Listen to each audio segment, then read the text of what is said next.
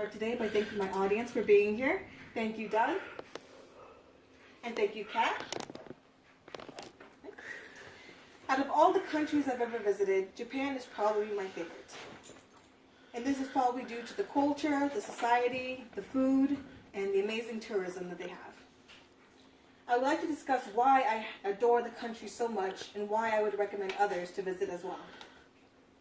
As someone who has visited the country myself, I truly appreciate the country not only for its customs and values, but I believe there's something we could learn from the country in the way that they run their society.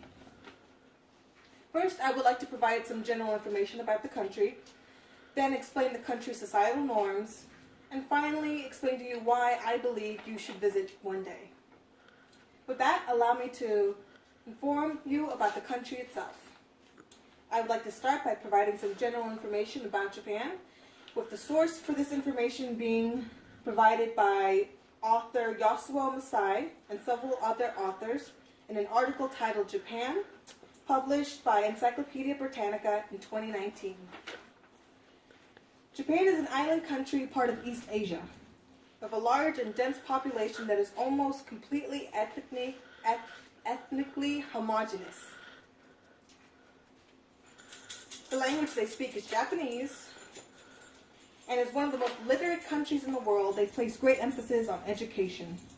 And this is a crucial element for the country's rising industrialization, which is why there is no surprise that Japan is one of the most advanced countries in the world in terms of economics and technology. Now that I've introduced the country, allow me to discuss Japanese society and values. I will explain why Japanese society is unique and why I believe there are valuable lessons to be learned from them.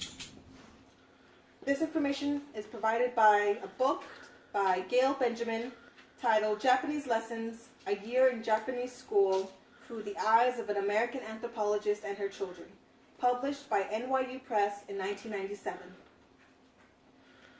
The Japanese value society in terms of the whole rather than the individual. Essentially, the country believes in working together to contribute to society as a whole rather than each individual looking out for themselves only.